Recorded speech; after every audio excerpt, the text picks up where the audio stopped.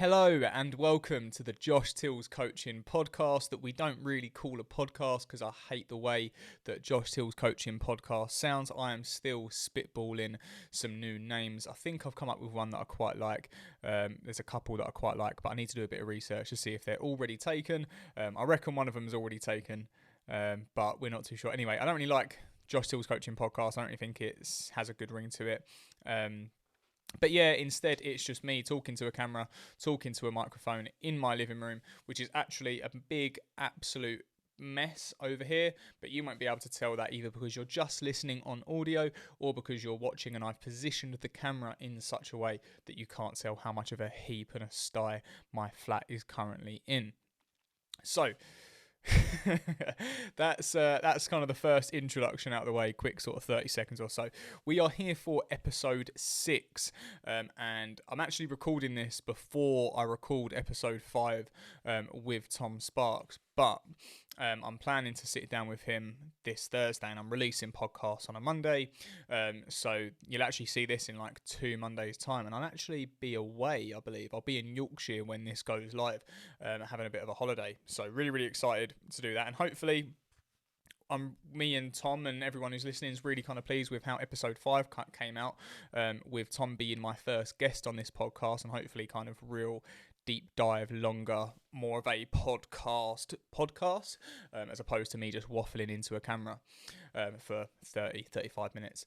So yeah, hopefully really pleased. I've ordered a few bits and kind of we're going to be sitting down in Beacom, which I think I've already mentioned in previous episodes, but really looking forward to having that conversation and kind of editing it and stuff.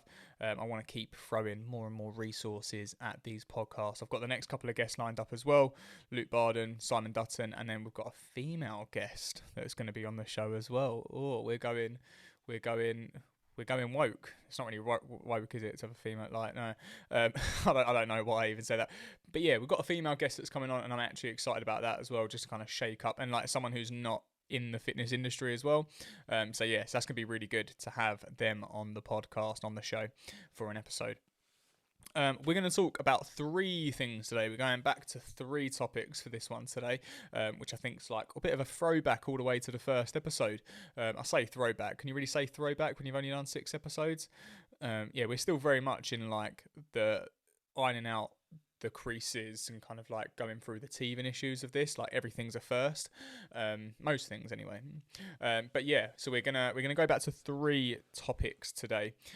Topic 1 is going to be all about the optimal debate, and everything that you see, it's don't have your elbow at this angle, or don't do this, or don't drive with your legs, or if you haven't got this amount of range available here, then you're dog shit, and all of that sort of stuff. And I probably would have actually put out a post fairly recently on Instagram, which you might have seen, that is like a fitness trend that I want to see go away, or sort of like a belief system that I wish would die, and it's thinking that anything less optimal automatically means it's dog shit, because yeah, I don't think it's helping anyone. But we're going to dive into that.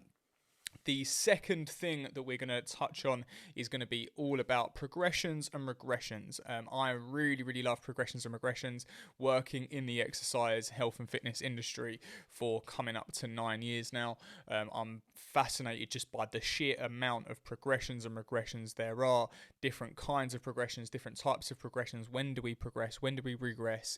And just like the whole variability and the scope of movement that exists. And I'd love to share and bring that to you as well, because I think it's absolutely fascinating, and hopefully you will too, and hopefully my passion will come across.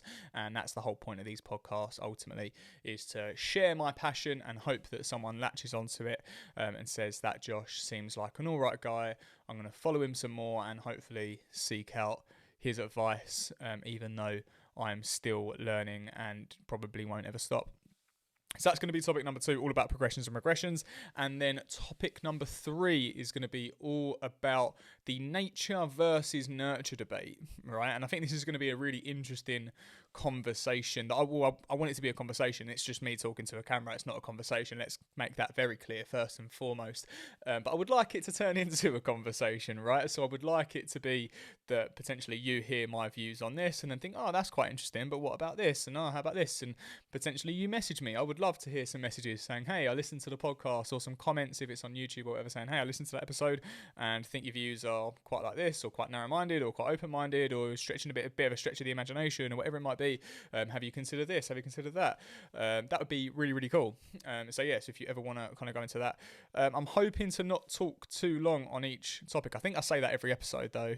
So, you know, the episode is as long as the episode is, and we're just going to roll with it and talk about those 3 topics.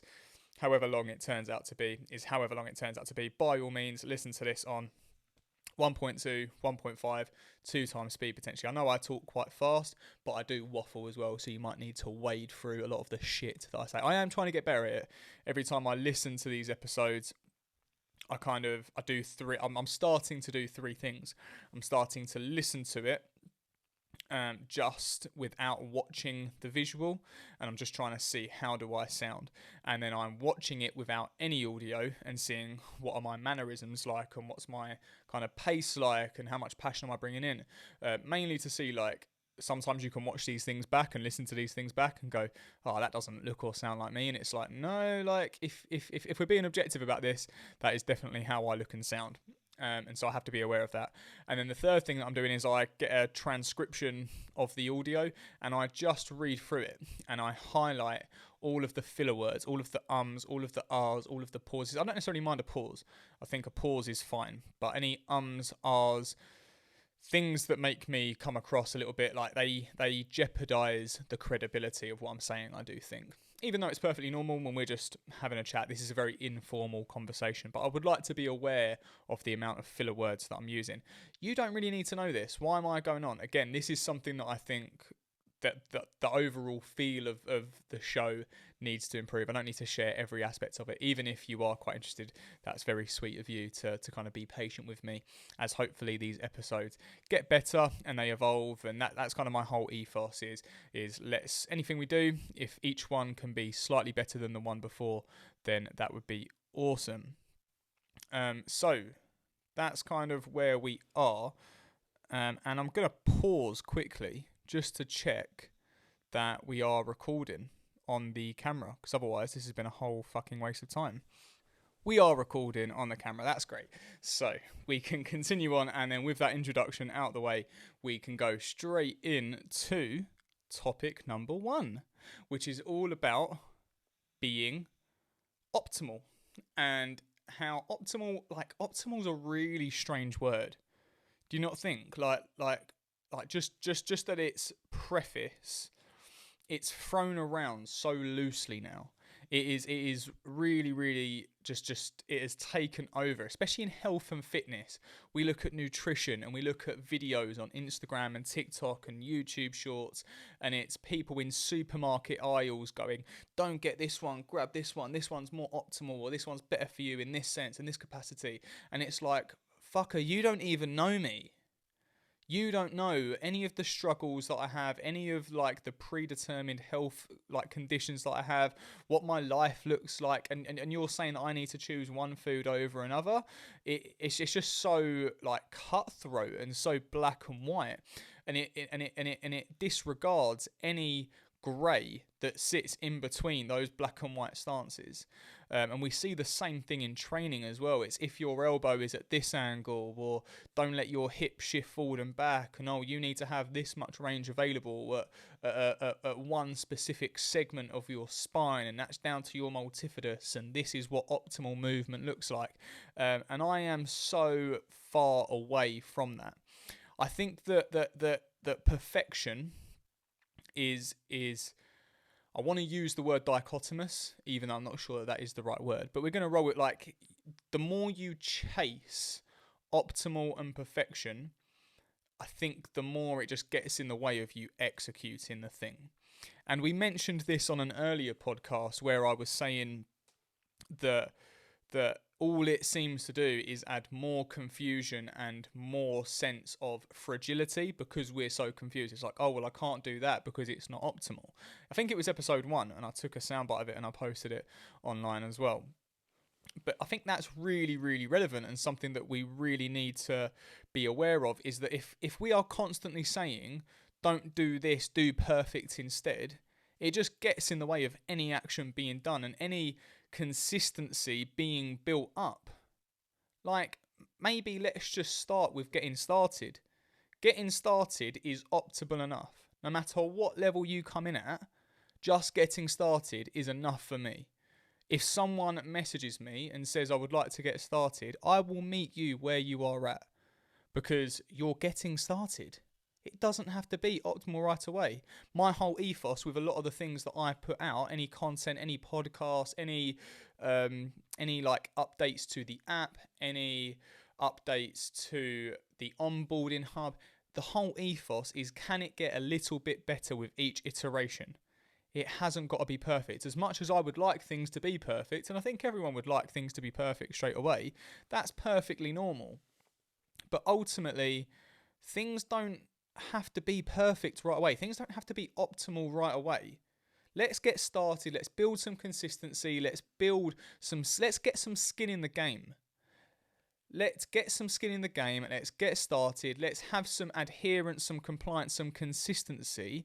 And maybe once we start to notice the results come about of that consistency and some progress being made, I think what naturally ends up happening is that people go, right, I'm actually starting to enjoy this results thing. I'm starting to enjoy this progress thing. Can I make it a little bit better? Now, that might be, can I do something more?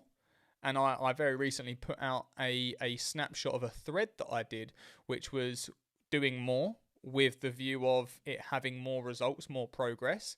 But sometimes more has a threshold. So the of diminishing returns, right? It's a threshold of diminishing returns. So sometimes it hasn't got to be, can we do more, but can we make what I'm doing more effective or more efficient?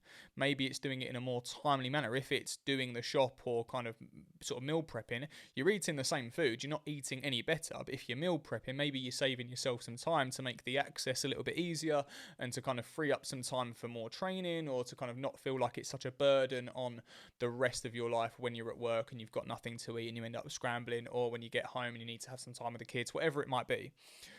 That could be an example of making the same thing more effective and more efficient. And that is just as strong, just as good as doing more. That is still a step in the optimal direction, even if it isn't the optimal that everyone goes to.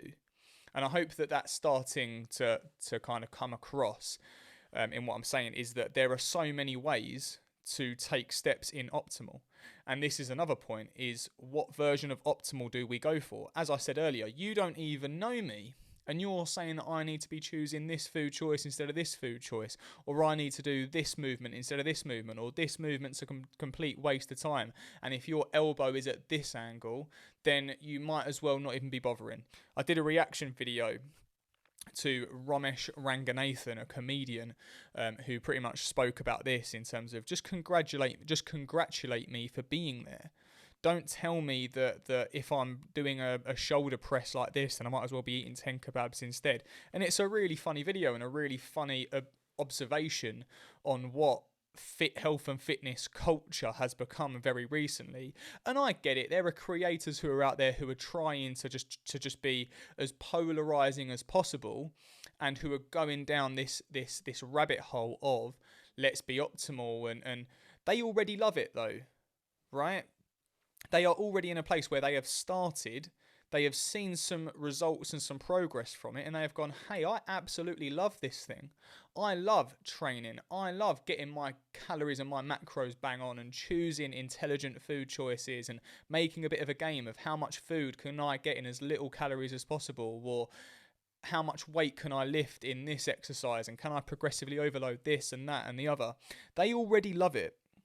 And there are a whole plethora of people who are not at that stage, and they're putting out content and it's being shown to people who aren't in the same place as them.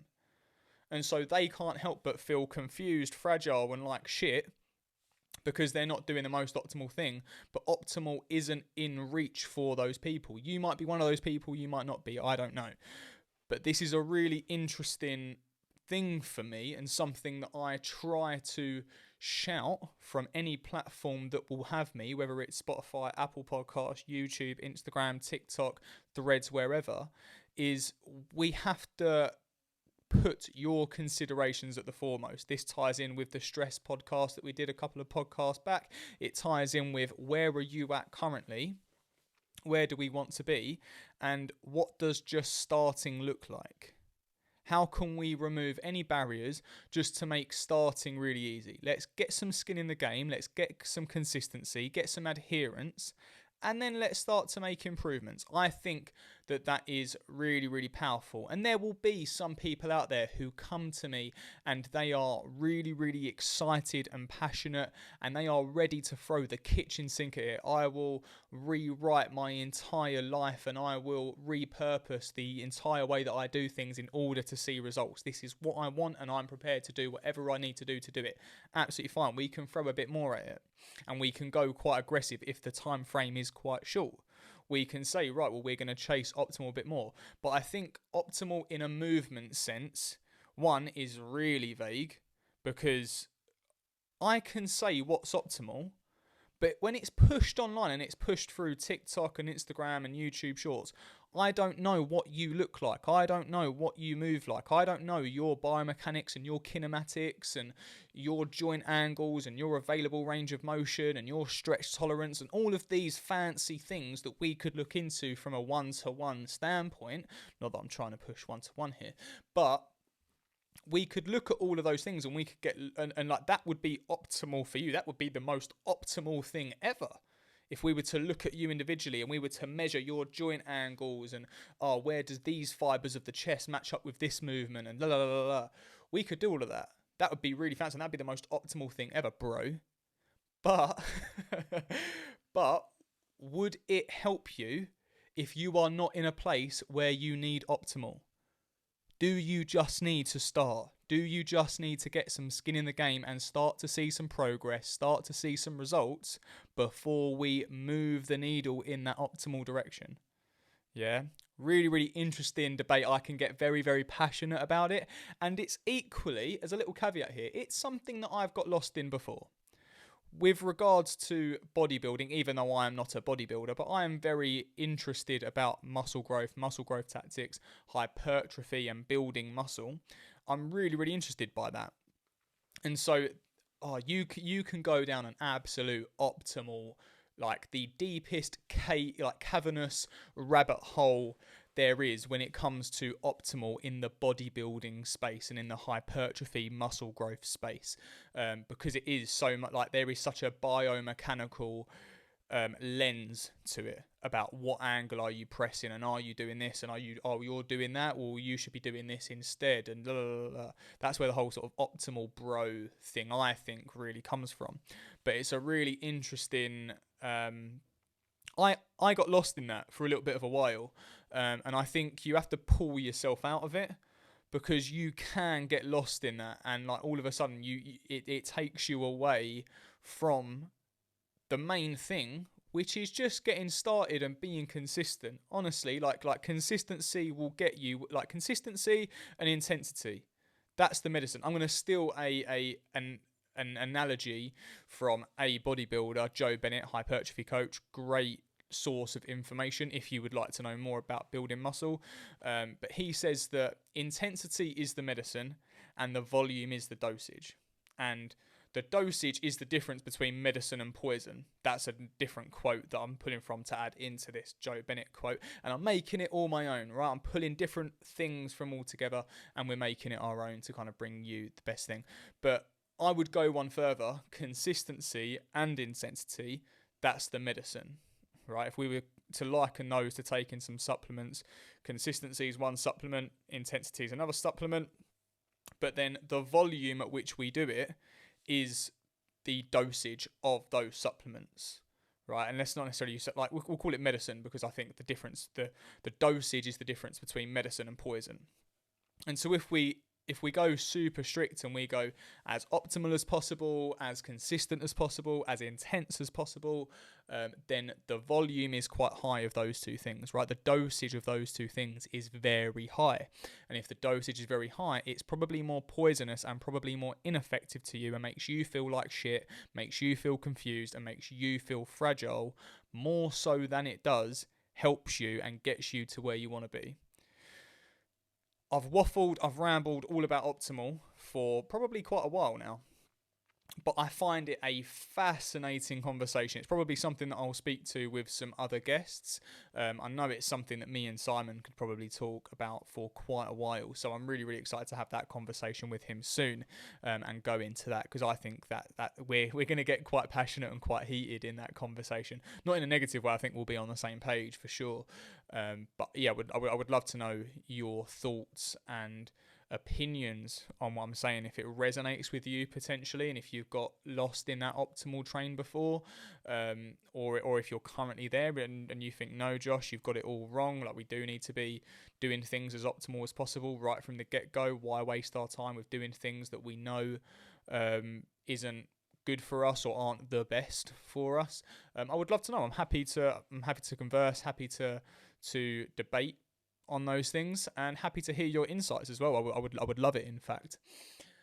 So let's move on. Let's move on to topic 2, which is all about progressions and regressions. And again, this is another thing that I get really passionate about, and I absolutely love progressions and regressions, because there are more progressions and regressions than we could ever think to name and list and go through. That would be the longest episode ever that we would never even finish. It is endless. It is infinite, the amount of progressions and regressions that exist. And I think further on from that, what is the right progression and the right regression for you based on the context, the situation, the day? That sounds very optimal though, doesn't it? quite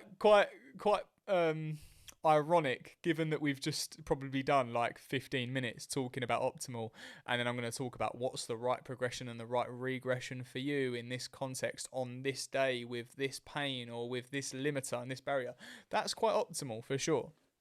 And I think that just to address that first and foremost, I'll say that, again, we can start to move things in the optimal direction. If someone comes to see me with back pain, and the goal for that session or the goal for that program is to make them feel more confident in their back, then I probably start with, like, how can we make movements the most comfortable as possible so that we can be consistent with them. It's no point me saying we'll just keep on doing a barbell back squat if barbell back squats flare up someone's back pain. I want to take the time to give them the best version of a squat, the best progression or regression of a squat, so that they can be consistent and so they can add intensity, and so that goes to their overall goal of having a healthier, more confident, more resilient, more robust feeling association to their back. Yeah, so like again, it's a fine line of where do you go, and I don't want this to be a progressions and regressions have to be optimal, like they just have to be like good enough, right? That someone can feel comfort, that they can get on with them, and like that hasn't necessarily got to be in just a pain lens either. I will probably talk about it most from a pain lens, but there's a movement lens to that as well, just generally in the absence of pain, where like can we progress a machine beyond like what we think we can. Like, let's take like a leg extension, for example. Everyone must know what a leg extension is, I would hope, where we're sat down, our knees and our femurs, our long thigh bones are kind of locked, and then we have a weight plate just by the ankle, that fleshy part of the ankle, and we are extending the knee, we are straightening the leg, and we are lifting some weight into there, just in case you need a clarification on what a leg extension is. There are the images of progression and regression, right? We could use pace, we could use load, so we could just throw the weight up and we could kind of use the load.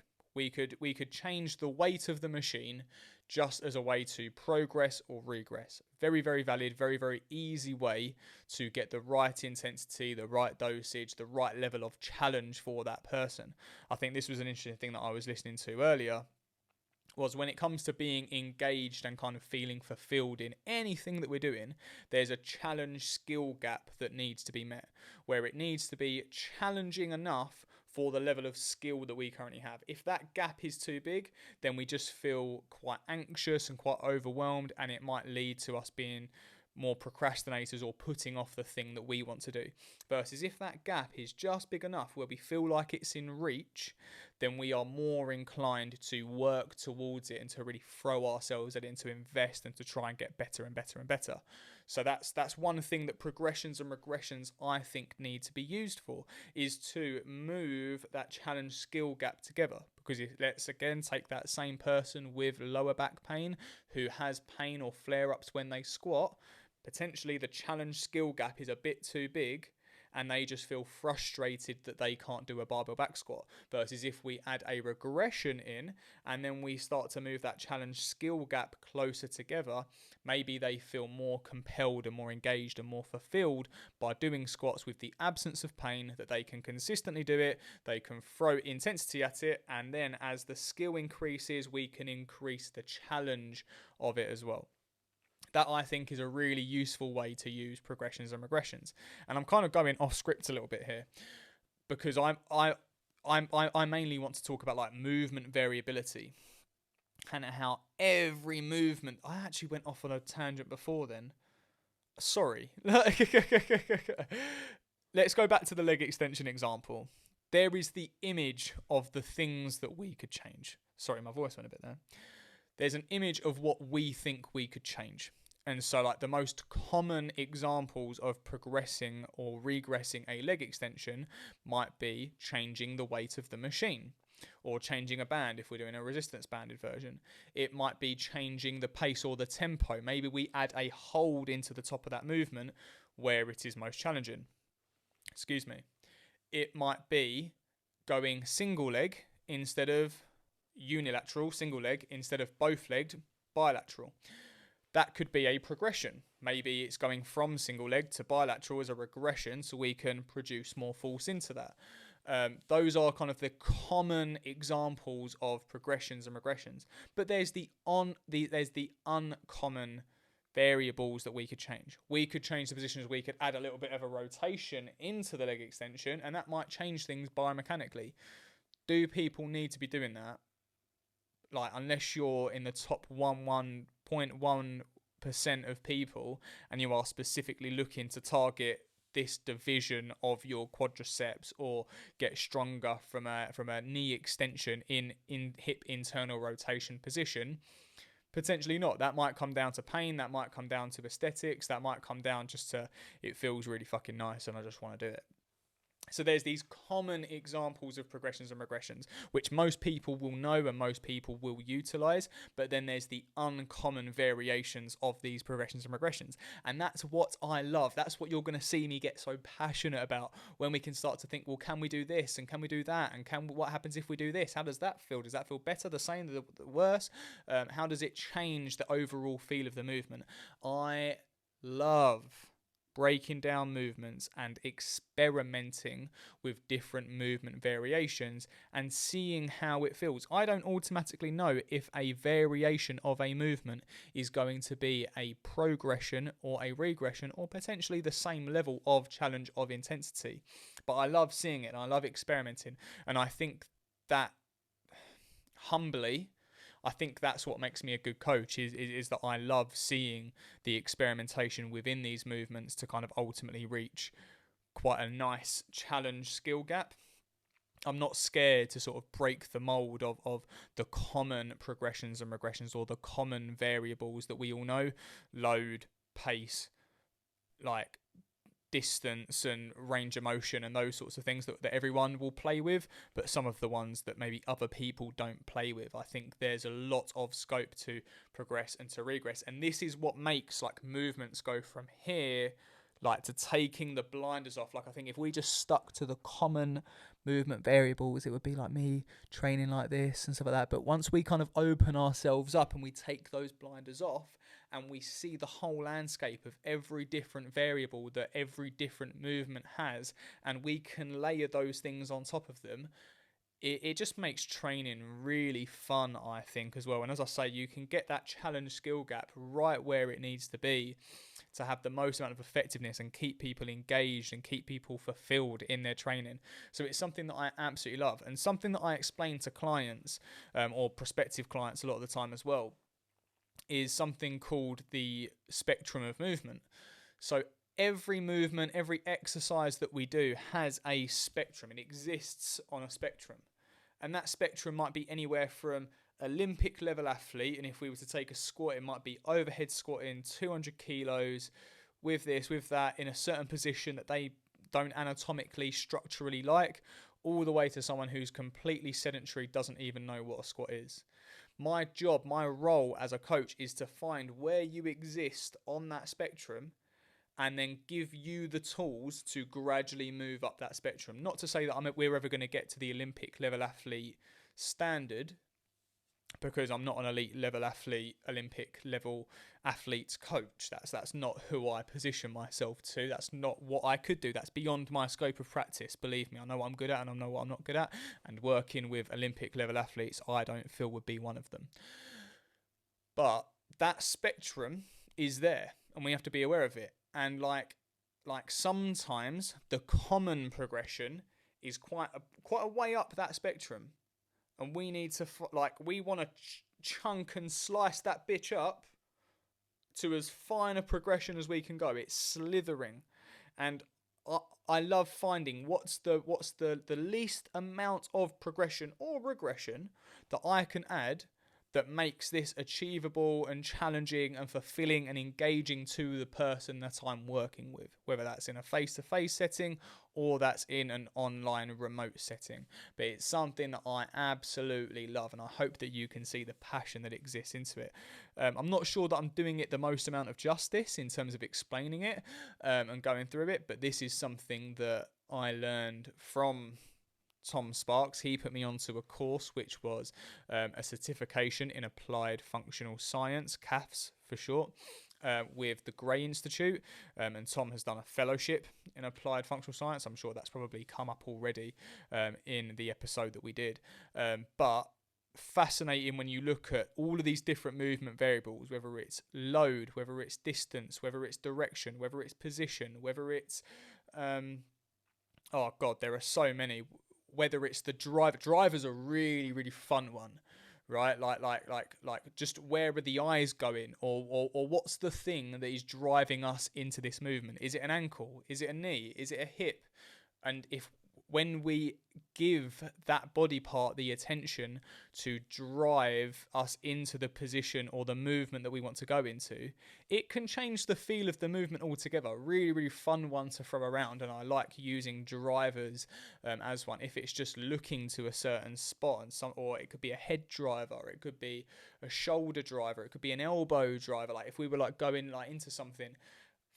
Very, very fun, very, very passionate, very, very happy to experiment with movements. And that's a great reason why I love my job so much, is that the possibilities of human movement are so endless, and like the sheer amount of progressions and regressions, there are more than I will ever choose to know, because like there's 10 formal movement variables that I went through as part of the applied functional science certification with the Gray Institute, but there's more than that. And even then, we could layer different ones on top of them to get a whole new movement that no one's ever put a name to, that no one's ever even seen. So yeah, the possibilities are so endless that I just love it, and I find a real happy space in just experimenting with movement and seeing what feels best, what doesn't feel as nice. And kind of what's the context behind that? Maybe why does it feel so nice for that person in this setting on this day when they only had so much sleep or whatever it might be. I love that. And yeah, I don't really want to go too much more into progressions and regressions, because I think I'm probably doing it a disservice. But hopefully you can see my passion behind it, and hopefully that kind of strikes you as quite cool. I think like just as a bit of a tangent here, going back to like being in school, like I wasn't particularly liked in school, I would say, because I was quite passionate about things. And I think like when you're like a teenager, like having passion about anything, it's like really uncool, and it's like you're supposed to not give a shit about anything.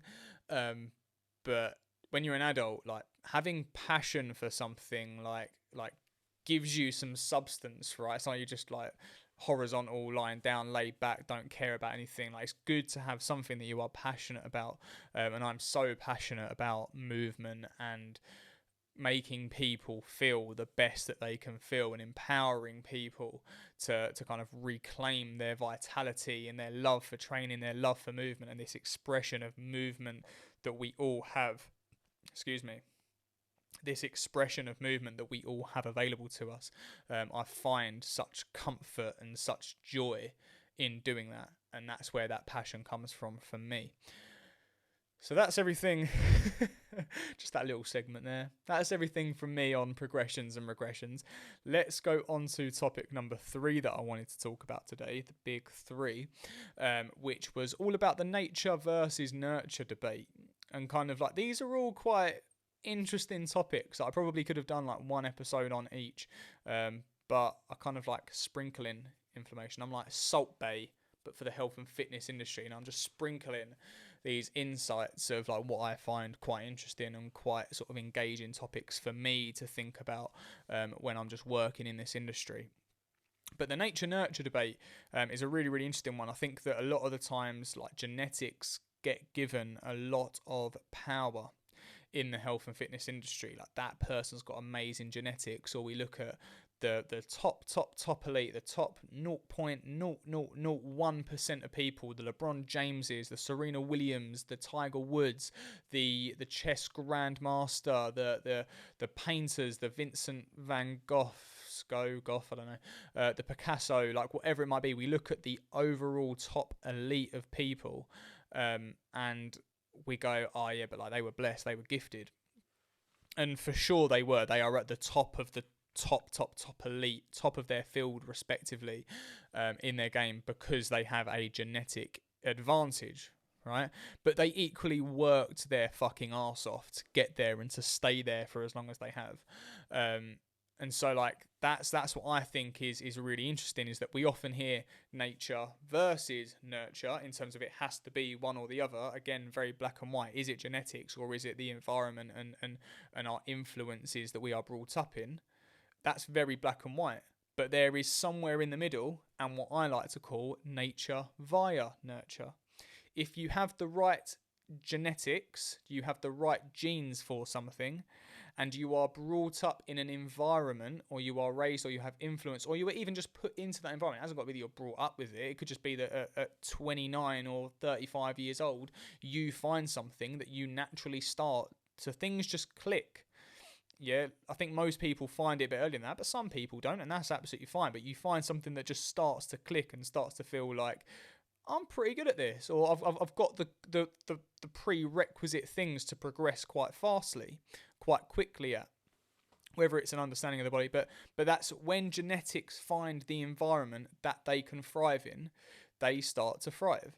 And I think a really, really interesting concept is that there is probably someone out there with better genetics than Tiger Woods, or better genetics than LeBron James, or better genetics than a grand chess master or whatever, in terms of cognitively and the way that they might see a chessboard or whatever, but they've never been shown chess, or they've never been shown basketball, or never been put in that environment, or never had the right level of investment into that thing, right? Because we look at the opportunities that comes with genetics and environment.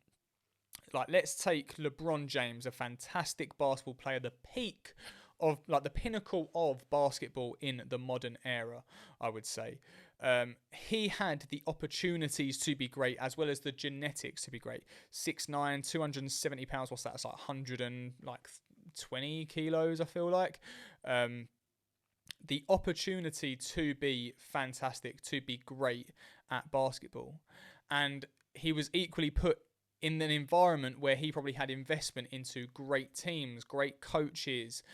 He had a mother that pushed him entirely to be great at basketball. And there were probably times when he was like, Mum, I hate basketball. I've got to go to training at this time on this day, or I just want to do this.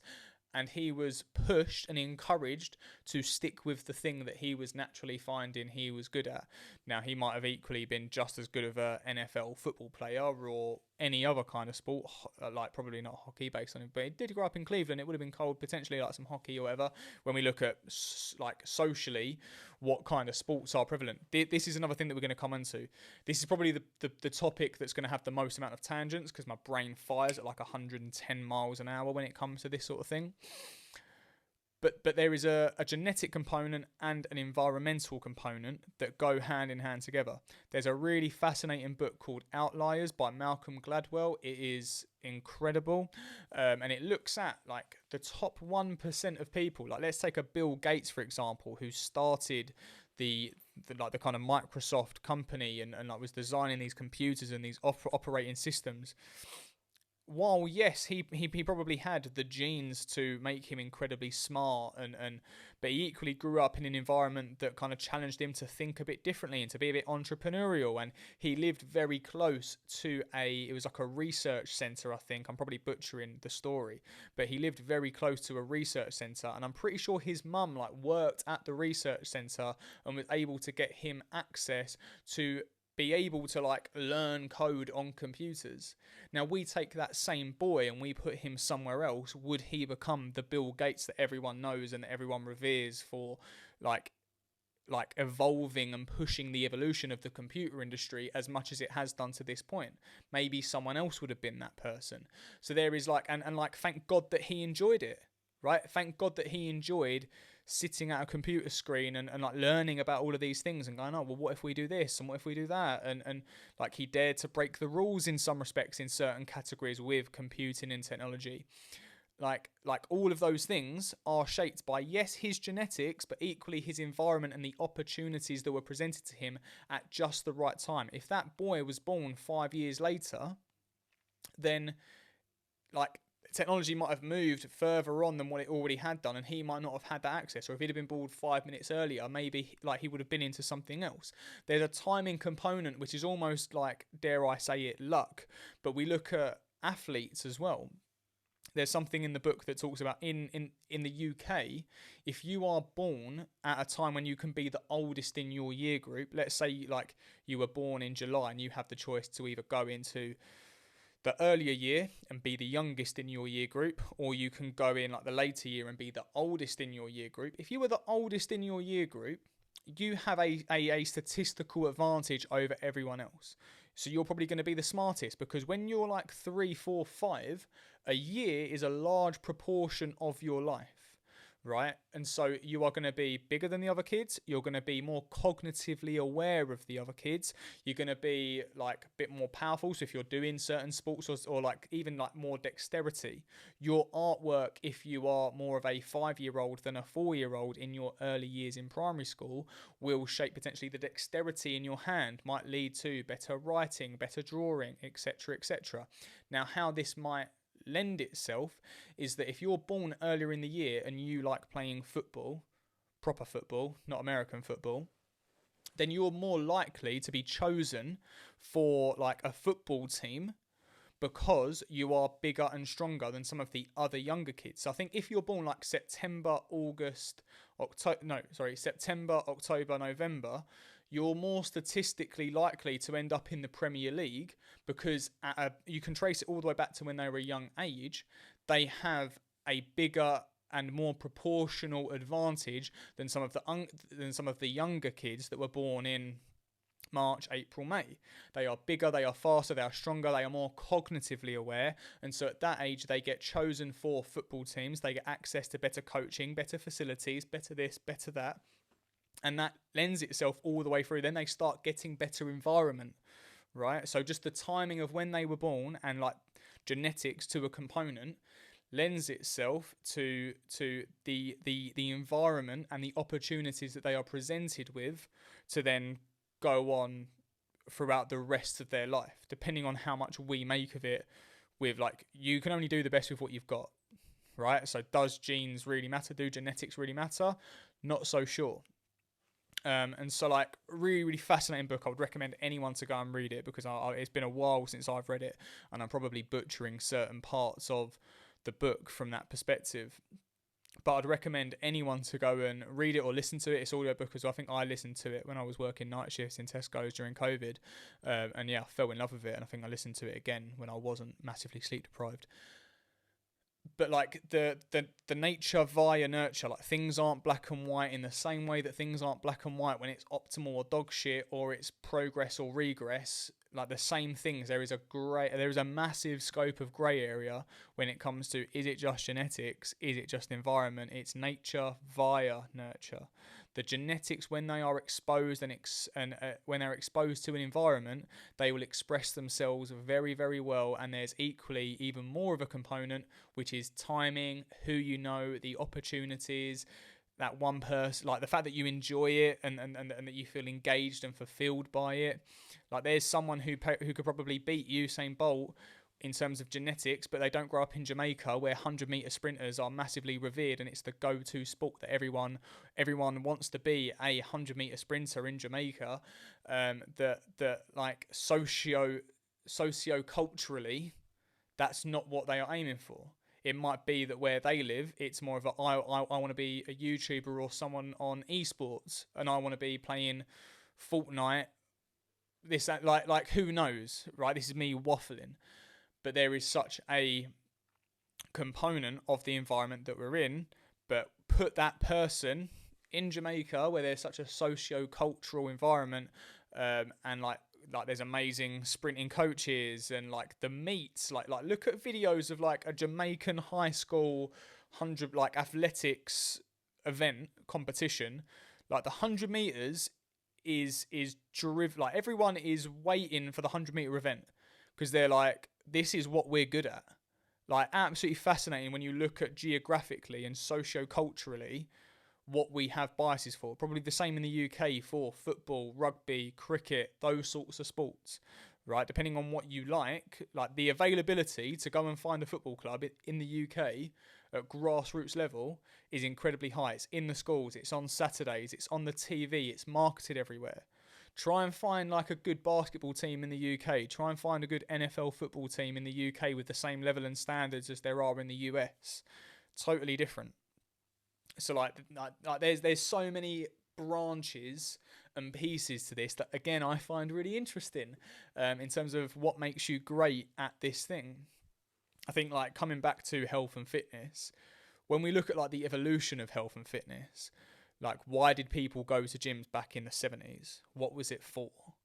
Not many people would go to a gym. Maybe it was more exercise classes. Maybe it was more racket sports. You might meet up with a friend and play squash. You might be more part of a football team. You might do more sports as opposed to exercise and training. And we look at the evolution. There have been more gyms that have cropped up. Like there's gyms everywhere now.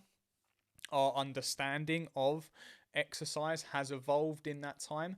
And now a lot of people go to the gym as a way to do. Some people now, there's a huge proportion of people that don't go to the gym. The idea of a gym scares them, frustrates them, annoys them, and they would rather go to walk-in football as an older age, or they would rather do this activity or that activity. It hasn't necessarily got to be exercise from a gym, but the evolution of gym and going to a gym or a studio as opposed to an exercise class or going to play squash or badminton or tennis or going to football, a lot of people are training and exercising, whether it's for aesthetics, whether it's for mental health, whether it's for the fact that the competition is just you and there's no sort of social anxiety of being like beaten by your friend at squash or sort of like being like the weak link at the local football. Like there were loads of people who felt left out probably in the 70s from sport, because they weren't necessarily good or they felt too anxious to go into a sporting environment, versus you go into the gym and it's you versus you,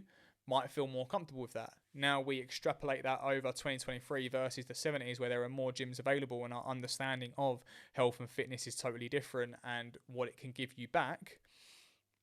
A person today might feel more compelled to go into a gym than a person in the 70s who just didn't do any exercise. Interesting sort of takeaways, I think, and that's sort of what I think makes it so fascinating to talk about. So I feel like I've waffled for quite a long time. I feel like this is going to be quite a long episode, but sorry, not sorry. Hopefully you've enjoyed listening to me ramble and waffle and kind of like find a bit of enjoyment and a bit of passion with sharing my thoughts and insights to a microphone. Any feedback, I'm always welcome to it. And as I say, feel free to shoot me a message. It's like, discussing my thoughts. Send me a voice note. I love a voice note, honestly. Like, some people feel a bit intimidated to send a voice note, but I absolutely love them. But yeah, send me an email, send me an Instagram message, send me a voice note, whatever. Let me know what you think about any of the points that I've raised, or leave a comment if you're watching on YouTube. That would be absolutely awesome. And as always, if you are local to me, like, even if you're not local, like I want the production of these podcasts to be good, but like, I'm happy to do a podcast over Zoom or over the web, just to get people on as well. So like, if you would like to come on and just sort of like discuss things with me, whatever it has to be, like we can always listen to it back and just not release it, right? Like don't feel intimidated by, like, oh, we're going to record a podcast episode, but what if it's this, what if it's that? No, listen, if we're not happy with it, we can either go again, or we just delete it and we say that was a good conversation, thanks for having a chat. If you don't want to have a podcast episode, but you just want to have a chat as well, let me know. But yeah, more waffle, more rambles as it comes to intros and outros. That's definitely one of the places that I need to improve the pace and the structure of. But thank you so much for listening, for watching. Really, really appreciate every single one of you who is engaging in these podcasts. As I say, I hope to make them better. I hope to make them more engaging, more fulfilling, more interesting, more guests, more production value, all of that coming to a podcast episode in a long time, because they're going to get gradually better and better and better. I'm going to get more structure. I'm going to get more eloquent and more articulate with my messaging, and how I talk and how I communicate. And over time, we're going to end up with something good. And in the same way, over time, you're going to end up in the place that you want to end up. Because if you're determined, persistent, and you go into things with a long-term view, you will get to where you want to be. And I'm confident of that. And if you need any help with that, then you can reach out to me. You can send me an Instagram message. You can send me an email. My email is joshtillscoaching@gmail.com. Very easy. Send me an email. We can arrange a call to go through anything if you need any help or support going through things.